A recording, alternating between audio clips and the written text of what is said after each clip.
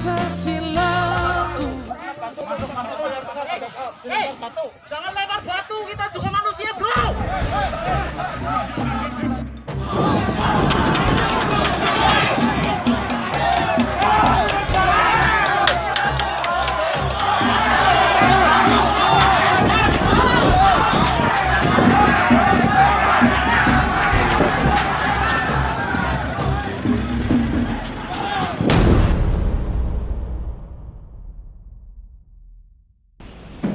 Ada hal yang sangat menarik di Jawa Tengah ini saja, sudah 2 kali.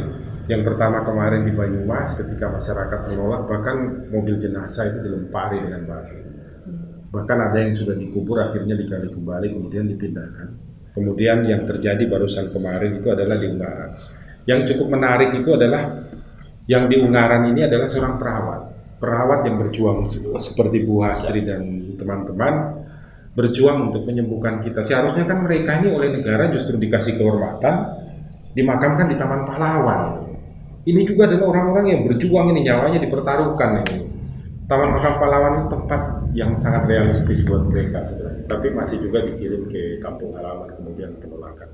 Dari hukum pidana apakah bisa untuk dilakukan sebuah langkah hukum terhadap mereka yang menolak? Karena jenazah pun ini hak untuk dikebumikan secara layak dan patut dihormati. Sebenarnya ada, cuma ancaman hukumannya sangat rendah, 1 bulan 2 minggu. 1 bulan 2 minggu. Ya, Diatur di mana? 178 KUHP. 178. Yang menghalang-halangi, melintangi proses pemakaman itu Bisa dipidana. Bisa dipidana. Ya cuma itu 1 bulan. Bagi saya ancaman hukumannya rendah itu sebenarnya diandaikan bahwa penghargaan terhadap manusia itu sejak dia terbentuk sampai dia meninggal itu tetap tinggi. Jadi pembentuk undang-undang mengancam dengan hukuman yang sangat rendah karena penganiayaannya tidak mungkin manusia bisa tega melakukan itu.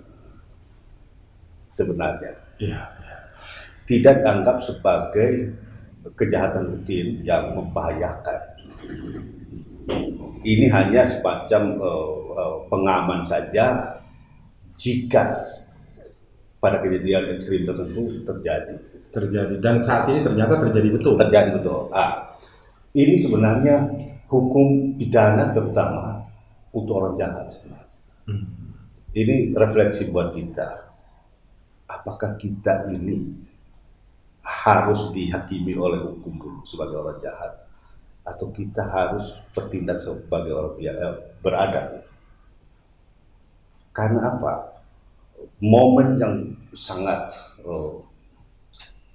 tinggi nilainya, dan kalau menurut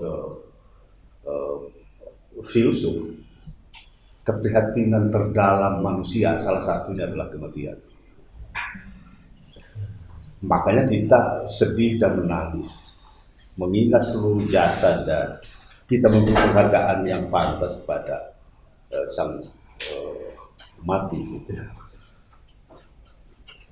Karena itu ultimate concern dan keprihatinan mendalam kita manusia adalah kematian. Kalau di saat itu lalu kita melakukan kejahatan, apa yang terjadi? Jadi menggugah kemanusiaan kita sebenarnya. Apalagi secara medis seperti sudah diterangkan oleh Ibu Astri, itu sudah safety. Jadi kemungkinan penolakan seperti ini hanya bisa diselesaikan kalau ada sosialisasi yang memadai. Salah satu yang saya kira dengan informasi dari Ibu Astri itu penting, bahwa Anda tidak perlu takut karena pengemasan jenazah itu sendiri sudah safety secara medik. Begitu dia masuk dalam kuburan, maka selesai. Tidak boleh diutak-atik lagi. Begitu diutak-atik, Anda akan terkena virus. Kalau begitu bocor pasti kena. Dalam tenggat waktu yang dikatakan Ibu Astri sekian jam. Setelah itu sudah beres. Ini tadi yang cukup menarik, Prof. Bernard tadi mengatakan bahwa ada ketentuan aturan undang-undang di KUHP 178 yang mengatur, tapi ancamannya memang hanya 1 bulan. Karena memang para pembuat undang-undang yakin bahwa hal seperti ini tidak mungkin terjadi atau jarang sekali terjadi. Jarang sekali nurani manusia itu menghalangi orang untuk menguburkan jenazah. Tetapi ketika melihat di dalam perkembangan zaman ada kejadian-kejadian seperti ini, maka apakah perlu untuk kita kemudian meninjau kembali dan memberikan ancaman hukuman yang lebih tinggi? Betul. Dalam konsep RUU KUHP baru, hukumannya 1 tahun lebih.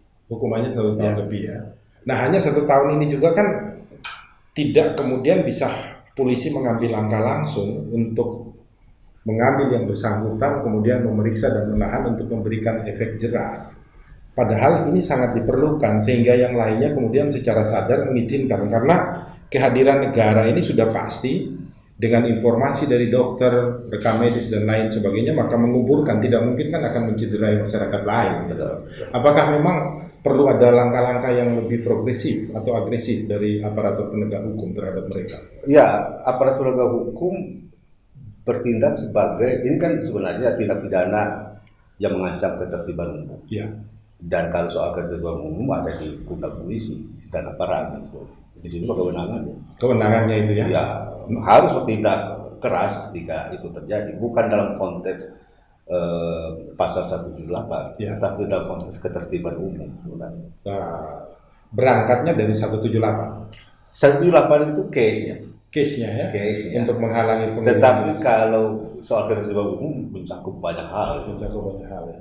Yang ingin saya tanyakan kepada Prof. Bernard, ini kan ancamannya hanya 1 bulan, tetapi kita tahu orang yang menderita COVID-19 dan meninggal setiap harinya bertambah. Tentunya pasti ada penolakan-penolakan juga di daerah lain. Apakah perlu segera, umpamanya kita contohkan Polda Jawa Tengah, karena ini masuk lingkup Jawa Tengah ya, kemudian mengambil langkah agresif dan progresif, sekaligus agresif dan progresif, untuk kemudian memanggil mereka untuk memeriksa, sehingga di tempat-tempat lain kemudian orang jadi sadar. Jadi ketika, makanya saya bilang tadi, hukum pidana itu orang jahat. Ketika sudah jadi orang jahat harus diperiksa. Harus diperiksa, sekalipun ancaman boleh dibiarkan, ya. Untuk memberikan peringatan kepada yang lain ya. Ya baik. Kalau dia melawan perintah aparat untuk mengeluarkan diri, malah tindak pidana baru kan? Tindak pidana baru ya. Yang juga diatur 214 sampai 218. Bisa masuk juga di sini. Oh iya dong.